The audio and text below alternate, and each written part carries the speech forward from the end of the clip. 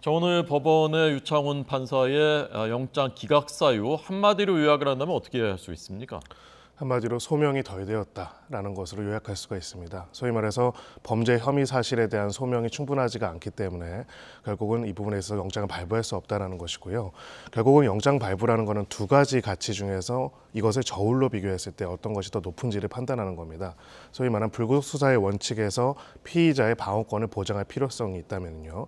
한편으로 실체적 진실을 밝히기 위한 범죄 혐의가 얼마나 소명되었는지, 그리고 도주 및 증거인멸의 우려, 즉 소위 말하는 실체적 진실을 저해할 만한 사정이 있는지를 한쪽에 놓고 비교를 하게 되는 것입니다. 그래서 결국 지금까지 쌓인 수사 자료들, 그리고 피의자의 태도들을 종합해서 보게 되는데요.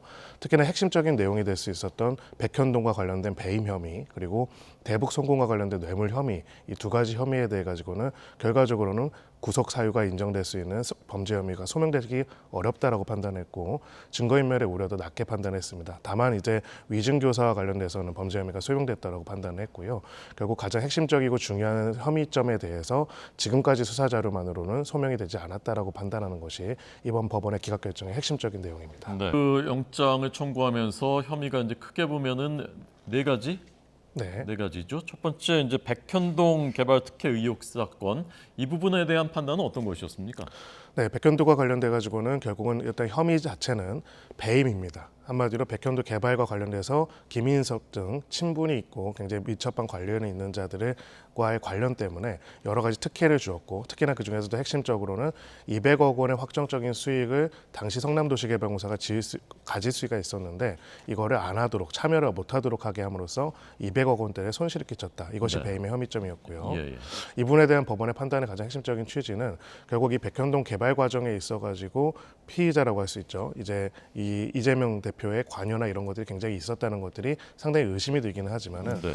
결국 이제 자세하게 이제 이 문자로 쓴 내용 중에서는 담겨 있지는 않지만 결과적으로는 배임의 범위라고 할 수 있는 고의적으로 손해를 끼치기 위해서 200억 원의 소해를 끼치기 위해서 한 배임의 범위를 인정할 수 있는 부분들에 대한 전체적인 소명이 부족하다라고 판단한 걸로 보이고요. 왜 그러냐면은 기본적으로 200억 원을 받을 수가 있는데 200억 원을 안 받았으면은 배임인데요. 왜 그랬는지에 대한 이유가 사실 되게 중요한 부분이 있습니다. 네. 배임은 고의범이기 때문에요. 근데 그런 부분에 있어가지고 뇌물이라든지 다른 게 그런 배임적인 고의를 인정할 만한 객관적인 정황과 직접적인 증거들이 확보가 됐다면 아마 배임 말고 뇌물죄로도 같이 기소가 됐을 거거든요. 근데 그런 부분들에 있어가지고 배임 이외에 그런 범위를 인정할 만한 부분들에 대해 가지고는 다툼의 여지들이 있을 수 있다라는 것들을 어느 정도는 인정한 것이다라고 볼 수가 있습니다. 네.